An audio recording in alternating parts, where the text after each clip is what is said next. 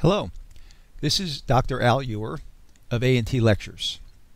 Today, I'm going to talk to you about a very important ethical principle known as autonomy and how that principle applies both in the United States and abroad. The learning objectives for today will include reviewing the basic definitions of bioethical principles. We will specifically, however, focus on the ethical principle of autonomy. In addition, we'll look at how autonomy applies here in the United States versus other countries, and we'll actually use cases to illustrate these differences. Lastly, we'll provide you with additional resources should you want to actually delve down further on this topic. There are various definitions of healthcare and medical ethics that are out there in the literature. However, for the most part, they all refer to a system of moral principles governing the conduct of persons in a profession. In our case, the profession of healthcare, and more specifically, respiratory care or nursing. In addition, there's subclasses of ethics. Today's focus happens to be on ethics in clinical. However, there's also ethics that relate to medical research as well as medical education. If we were to open up most any medical ethics textbook, there would be 4 principles that would appear. These principles would include the ethical principle of beneficence, or that is healthcare which is in the best interest of the patient. The second principle is non-malfeasance, which includes actions or practices which avoid producing bad consequences. The third principle is justice, which relates to equity or fair treatment of patients. There are some subclasses of justice which focus on justice within a system, very broad level justice, or justice that applies to individual patients. However, the focus today is on the 4th principle, which is autonomy. And this medical principle relates to the right of the patient to govern the care, the right to evaluate various choices in their plan of care. As I alluded to in the prior slide, the general definition of autonomy refers to self-governance, or the right of individuals to function independently. It happens to be one of the principles that Americans hold near and dear. It is one of the principles that not only relates to ethics, but also is a fundamental building block of democracy. The medical definition refers to the right of patients to govern their care. In concert with that, in order for individual patients to govern their care, they need to be informed. So later in the presentation, we'll talk about the importance of informed consent in relation to autonomy here and abroad. However, it's important to note that in the United States, the law deems an individual's decisions about health care is indeed a right and is not a privilege. The presentation today will also cover that there are indeed some limitations, and that those limits tend to apply when an individual's autonomy interferes with that of another. In 1 or 2 of the cases we'll talk about at the end of this presentation, we'll illustrate how that applies. Drilling down further on autonomy. Autonomy at the bedside relates to the patient being told the truth about their condition. In addition, they should be informed about the risks and the benefits of treatments. For example, in the case of a bronchoscopy, the informed consent should include why the procedure is being done or the indications, what will be done, how that procedure will take place, how long it will take, what equipment will be involved, and things along those lines. The hazard should be discussed. The most common hazard of bronchoscopy is transient hypoxemia, which can be remedied with additional oxygen, and the potential benefits, whether it's removing mucus plugs so that the patient can oxygenate and ventilate better, and or taking samples of a lesion so those samples can be analyzed in order to determine the best treatment protocol. Autonomy also includes the patient's ability to refuse beneficial treatment.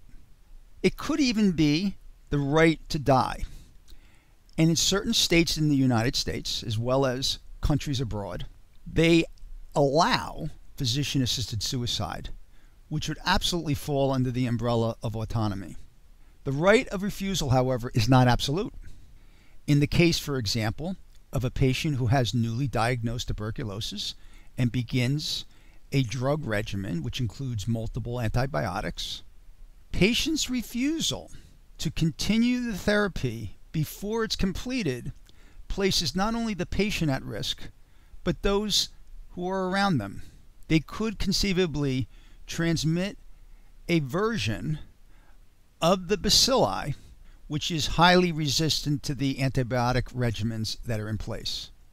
So they may be subject to what's called direct observation therapy, where a clinician will go to the patient's home, or the patient will appear at a clinic, and the patient will be directly observed taking the appropriate medication.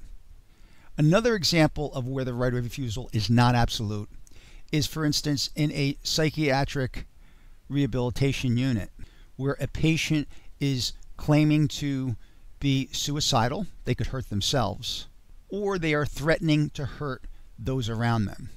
In those cases, autonomy would be highly restricted in favor of protecting the patient and those around them. Over the past several decades, there's been a shift in the emphasis and understanding of autonomy in the United States. In the early 1960s, for example, researcher Donald Olkin did a study that revealed that 88% of physicians did not necessarily tell the truth to the patient when they had a recently diagnosed malignancy. The emphasis was on this paternalistic mindset that the doctor knows best and will be able to, if you will, call the shots or dictate the care plan for the patient. However, starting in around 1979 and 80, this has really changed considerably, the mindset. And this was illustrated in the work of Dennis Novak and others, who also did a survey that indicated that 98% of the physicians at that time now would tell the truth to the patient who had a newly diagnosed malignancy. This really illustrates a shift from a more paternalistic approach, where the doctor knows best, to one where, although the doctor and the healthcare team need to be involved, that the patient should be at the center, and we should respect the patient's right for self-determination. Now let's examine some of the limitations or barriers to autonomy in this country. Laws, for example, can restrict the patient's autonomy. Perhaps one of the most overt examples are laws that restrict physician-assisted suicide. Certain states in the United States do allow it, many do not. Likewise, abroad, a few countries, including the Netherlands, do allow it, but in many, many cases, most of the countries outside of the U.S. do not permit physician-assisted suicide. Another example of a barrier to autonomy are family dynamics, where the patient may not be competent, but the family cannot agree on the course of treatment. It may be the family cannot agree whether or not to continue mechanical ventilation on a patient who has catastrophic multiple system failure, perhaps secondary to sepsis, and the prognosis is extremely poor. Yet certain family members want mechanical ventilation to continue, and certain ones do not. Another example are restricted health insurance policies. Increasingly, many Americans are now selecting cheaper health plans. In some cases, their employers are selecting those plans. In other cases, Americans are going into the exchange, and when they see the cost of some of these plans, they're selecting cheaper plans. However, with less expensive plans come more limitations, and with those limitations come restrictions to autonomy. A fourth example is organizational policy. Some hospitals have removed or frankly, have never placed certain medications on formulary. One of the examples is when Xopenex came out, many hospitals had Xopenex or levalbuterol, cousin drug or an analog drug to albuterol, but it's much more expensive. And when hospitals examined the cost profile, many of them took it off of formulary. So individuals who wanted to receive levalbuterol could not do so in the hospital unless they, for instance, brought it from home and the doctor and hospital permitted them to do so. Now, let's examine some of the barriers that exist to autonomy in other countries. In order to do so, it's important to understand that the healthcare systems in many other countries are what's called single-payer systems. And that is, there's one entity, often a governmental agency, that regulates the financing and the overall restrictions on what's covered and what's not. In doing so, that tends to limit the patient's choices. Again, unless they have supplemental private insurance. A couple of examples would be in certain countries abroad that their approach or protocols to heart disease, for instance, congestive heart failure, would be more conservative, would emphasize pharmacologic treatment, dietary restrictions, perhaps appropriate exercise, and things along those lines, instead of more broad use of more expensive interventions such as surgical approaches, coronary artery bypass, or the interventions that exist for heart disease in the cardiac catheterization lab. It's not that these procedures are never done in other countries, but they tend to be done less frequently than in the United States. Another example is feudal care. Take the patient we just referred to in the prior slide who has catastrophic multiple system failure secondary to sepsis. In other countries, the care for them will be more limited, and that is the patient and their family will not have the final say. And at some point, the government or the agency will step in and say, this is deemed feudal care. We will, of course, keep your mother on the ventilator or your father or your loved one on the ventilator for another X number of days, but at that point, they're going to be removed unless you wish us to transfer your mom or dad to another facility that's covered by your private insurance. Therefore, citizens in foreign countries tend to have more limited autonomy unless they have the supplemental private insurance. In looking in more detail at barriers to autonomy abroad, it's important to distinguish between developed and developing countries. And the two developed countries that I focus on in this presentation are Canada and the United Kingdom. So in Canada, monies are taken from payroll taxes. They're collected in a central repository and they're allocated to the provinces. In Canada, provinces are like states are in the United States. And so these provinces get a certain amount of money through what's called the Canada Health Transfer. However, when monies run low for certain procedures, or in general, if you will, care is triaged and non-life-threatening illnesses often must wait. This is a major restriction to patients' autonomy in countries like Canada. In the United Kingdom, similarly, they have a single-payer system. However, unlike Canada, healthcare is run by what's called the National Health System. It is a branch of government. Most physicians, most nurses in the UK are employees of the National Health System, unlike in Canada, where they're not, where they're independently functioning with either private, not-for-profit, or private for-profit hospitals. However, in the UK, when monies run low with the National Health System, autonomy is restricted in a very similar way that it is in Canada. It is also important to look at barriers that exist in developing countries. Many of these countries lack an organized healthcare system. That itself can restrict autonomy. That structure, that lack of process, the lack of a framework can be very limiting on autonomy. Looking at China, for example, although they claim to have a unified system, that unified system seems to apply more towards those in the middle class or higher, often those who reside in the city have good jobs and therefore have good access and choices. Their autonomy would be pretty good or very good. However, in China, rural dwellers are actually quite vulnerable, and they're at the opposite end of the spectrum, many of whom have very limited autonomy. In the rural areas, they're generally restricted to medical services offered by local undertrained providers, and therefore that in and of itself limits their autonomy. These next 3 slides give a very brief overview of the healthcare systems in Canada, England, and China. As I alluded to previously, because of the high level of decentralizations, provinces have primary jurisdiction in Canada. They receive money from the central government based on population or a per capita basis. The Canada Health Act is the law that sets standards for what's necessary, what's not, reimbursement levels, physician services, and things along those lines.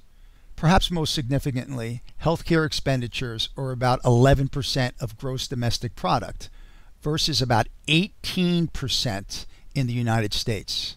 Per capita health spending is approximately $5,500 annually versus in the United States, which is almost about $10,000. Supplemental private insurance, which I also mentioned previously, is held by about 2/3 of Canadians. And then there's these, if you will, safety net programs that are out there for instance, cost sharing exemptions for low income seniors and other vulnerable populations. The English system is similar to the Canadian system in that health services are provided free of charge to all citizens and legal residents. However, unlike Canada, the English system is much more centralized. Healthcare is financed and regulated by an agency known as the National Health Service. Regarding expenses, the UK spends about 9% of their gross domestic product on healthcare. Again, much less than we do and just slightly below what Canada spends. Funding comes from general taxation, and about 11% of the population have voluntary private health insurance to supplement what's provided through the government. China also has a centralized way of financing, legislating, and administering their healthcare system. It's overseen by the National Health and Family Planning Commission. China spends about 5.6% of their gross domestic product on healthcare.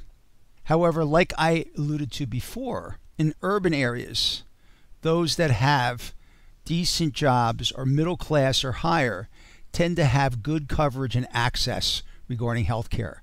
Their choices and their autonomy tends to be fairly good. However, in rural areas, that is not the case.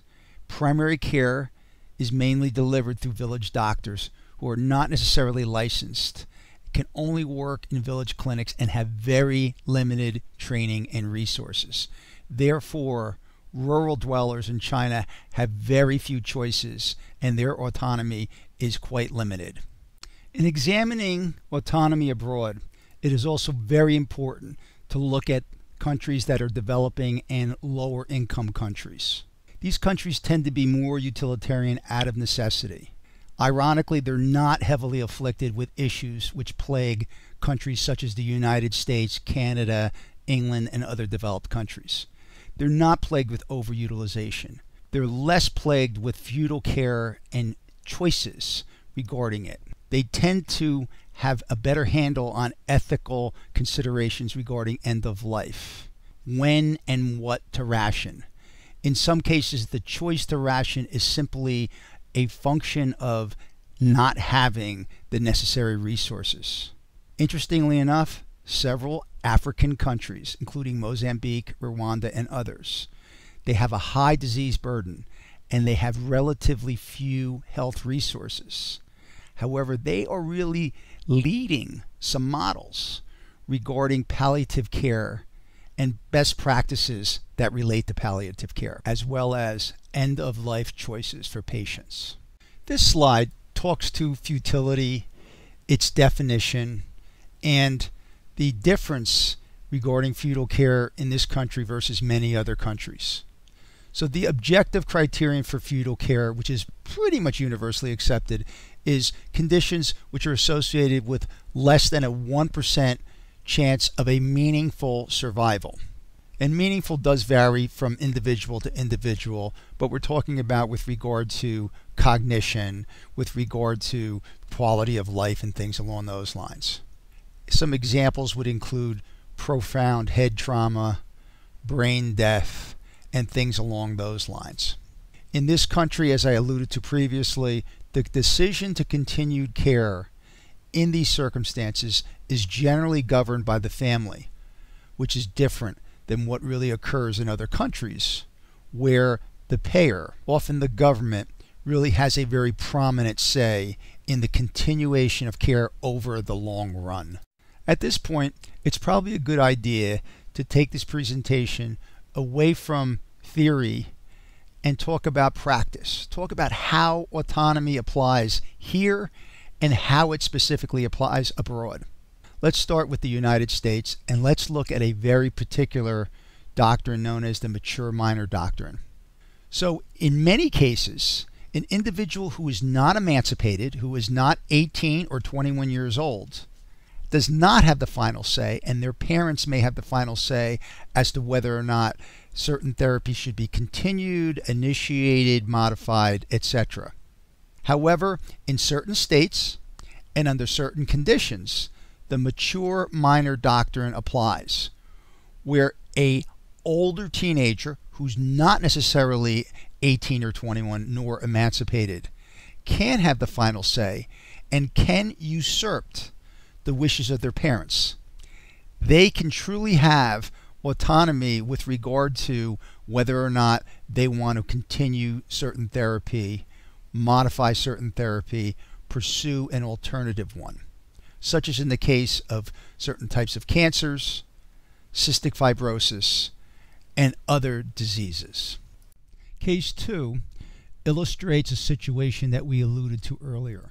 Again, a patient who has tuberculosis, who is on multiple antibiotic therapy, and they're on that therapy for some period of time. They're feeling better, which in many cases they will.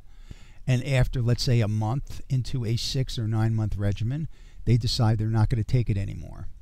So as we said, even in the United States, autonomy has its limits. If patients are deemed a threat to themselves or to society, others, then they can be actually mandated to take certain therapies, including, in this case, their antibiotic until it's finished. This is known as direct observation therapy, where the individual will either have a clinician report to their house and visually see them take the medication, or the individual will report to a clinic where that will happen.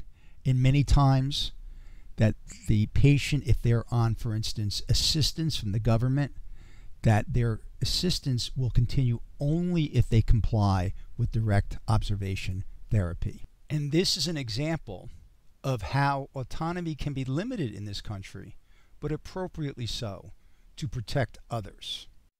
This case describes a major limitation to autonomy in this country, and unfortunately a phenomenon that's occurring with increasing frequency. In this particular instance, an Ohio man sought treatment from a major hospital system in the southern United States for lymphoma. As it turns out, he and his wife actually had a less expensive, but also a policy for health insurance that did not provide very good coverage.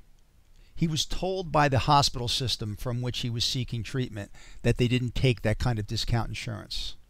Consequently, the patient had to ask his mother to help underwrite the costs. So she wrote a check for almost $50,000 to the hospital system. In addition, that hospital system asked him to put a $7,500 hold on his credit card to cover expenses that would exceed the check that his mother was writing. This particular example basically shows that the United States is one of the few countries where individuals can go bankrupt from these uncovered expenses. In this case, the total cost was almost $84,000. And this couple ended up receiving the treatment, but they also ended up with a very significant hospital bill, which they were left to pay off over a long period of time. This case is just one of many examples of how insurance limitations can limit a patient's autonomy and ability to make medical choices. Consider for a moment if this couple did not have access to such funding and what that would have meant in terms of his inability to receive the necessary treatment and perhaps succumbing to a potentially treatable disease. This case speaks to a fundamental process and instrument for autonomy, known as informed consent. And informed consent is a very descriptive term. It speaks to the patient and or decision maker should be informed as to what's being done, why the procedure is being done, what it entails, what are the potential hazards and contraindications, as well as what are the potential benefits.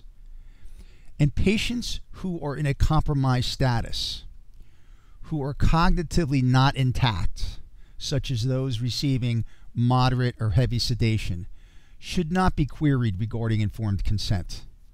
The process should either be delayed or their power of attorney or surrogate should be questioned instead. Failure to do so doesn't just undermine informed consent, it undermines the fundamental principle of autonomy, as well as the concept of patients being able to make informed choices. This fifth case illustrates how the United States is so very different than many other countries when it comes to feudal care. In the United States, in general, care will continue for patients who, for example, have a profound head injury until the family decide that the patient no longer should receive that care. For example, in the case of a patient who has a profound head injury and is on mechanical ventilation, that mechanical ventilation will continue until the family decides that that care should be withdrawn, almost irrespective of the patient's prognosis over the long run. This is very different than what happens in other countries. In many other countries, while immediate care will be given, and for a patient such as this, they may well be started on mechanical ventilation, that care is not limitless. And at some point, it will be made clear to the family by the payer, by the governmental agency and or the hospital, that care will be imminently discontinued unless the family wishes to private pay or they have supplemental insurance. While this may seem inhumane and insensitive, it's also an example of whereby providing feudal care may not be appropriate and may not ultimately be in the best interest of the patient over the long run. This case, entitled International Case 1, illustrates some limitations to autonomy in Canada.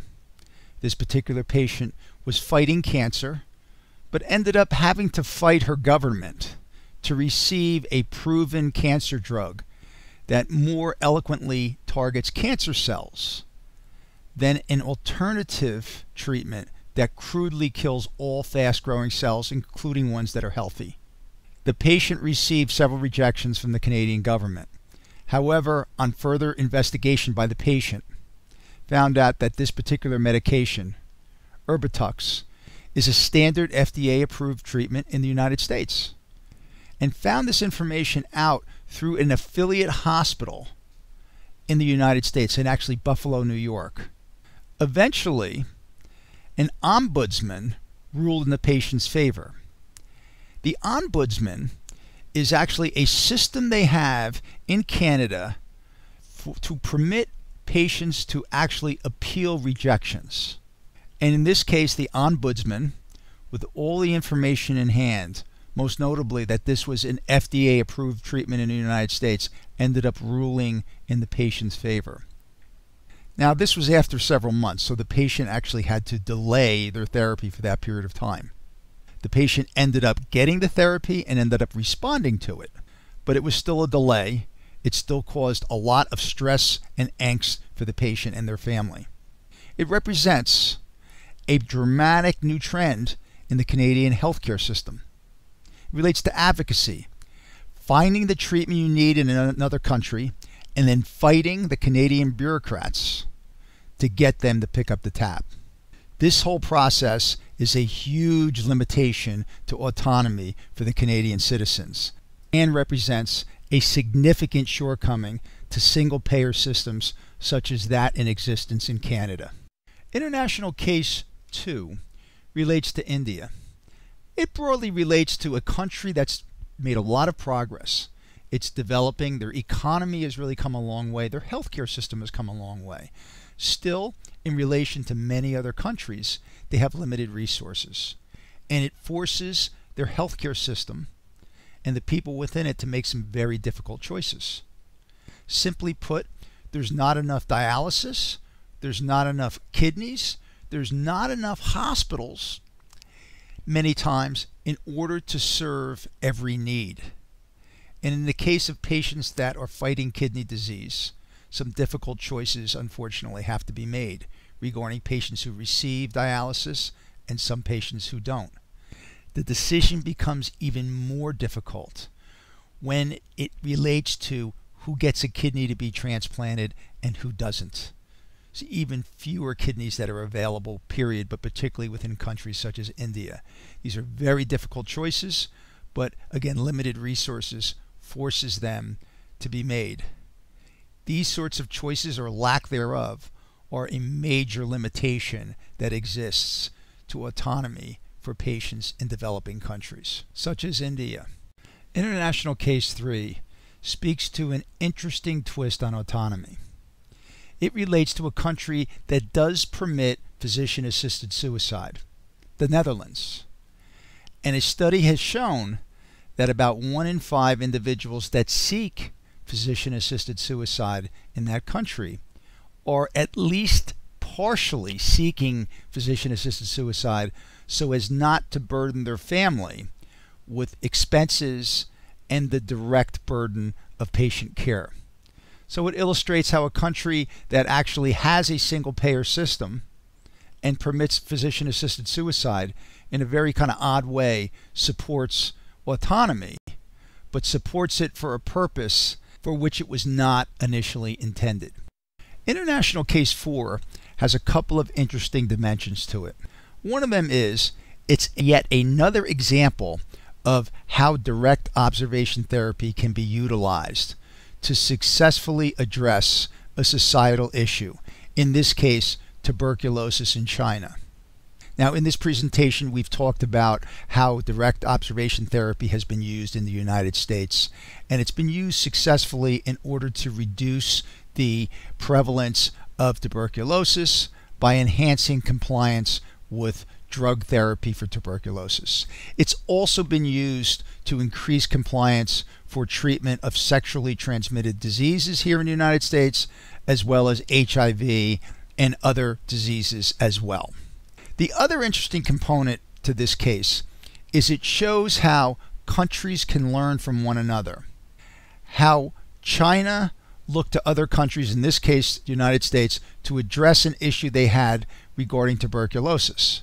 And it turns out that the whole issue of tuberculosis and the disease prevalence in that country is much greater than what it is in the United States. Still, with that in hand, the Chinese looked at approaches that we were using and, if you will, borrowed them to successfully reduce the prevalence of tuberculosis by about 40% in their country. So while they were limiting autonomy, they're also addressing a societal issue and, if you will, protecting the beneficence and autonomy of their greater population. This last case illustrates a theme we've talked about throughout this presentation, and that is that indeed the Chinese healthcare system is the tale of two cities. Those Chinese citizens who are becoming middle class or more affluent are apt to have very good care. They will tend to have, for this particular case, an individual who has heart disease will have the appropriate testing, which will probably include a nuclear stress test, appropriate medications, and access to a cardiac catheterization lab and bypass surgery. The prognosis is probably fair depending upon the degree of congestive heart failure that this patient is experiencing. The rural farmer will probably receive an herbal remedy from a local undertrained doctor, will not have access to a lot of the medications, probably not have access to the diagnostic stress testing, nor the invasive procedures such as the cath lab or bypass surgery. And their prognosis is poor to very poor as a result of this dichotomy that exists in China and many other developing countries. So in this respect, the Chinese, like other developing countries, have a bifurcated level of autonomy, with those who are more well-to-do will have an extensive amount of autonomy, and those who are not well-to-do will have a very limited amount of it. There's a few take-home messages and central themes that I want to leave you with. One of them, and perhaps most importantly, is that autonomy is a key bioethical principle, which you would likely find in most any bioethics textbook that you would encounter. Autonomy involves self-governance, and it involves informed choices. Because of that, the informed consent process and document is a key strategy that's used to support autonomy here and abroad. However, autonomy has its limitations as well as its barriers.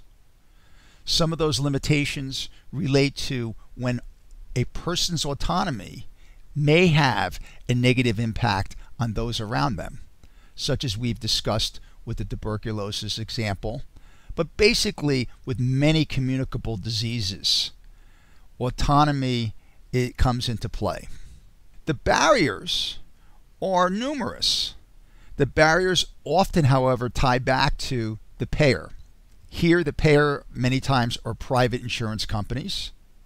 Abroad, particularly with single payer systems, they're either the government or they are a branch of the government or an agency that oversees or is charged with financing and administering health care.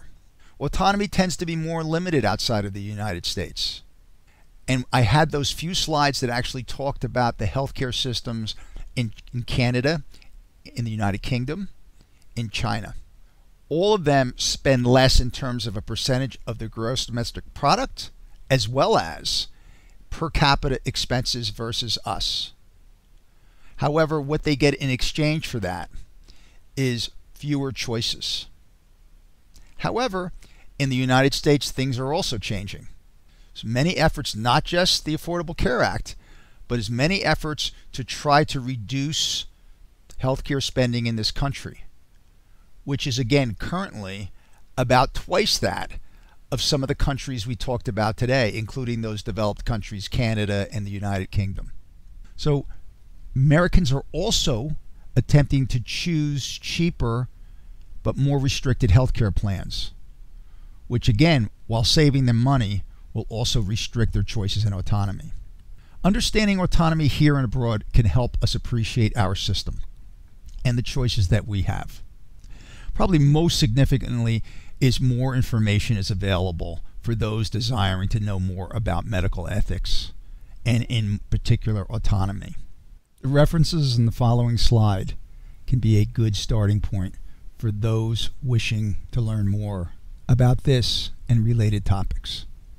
For those desiring to learn more about autonomy here, autonomy abroad, or just medical ethics in general, these are some selected references. Lastly, we want to really thank you all for sitting in on this presentation. We hope you enjoyed it, and we appreciate your feedback in terms of evaluating it as well as our other presentations. Thank you very much, and have a great day.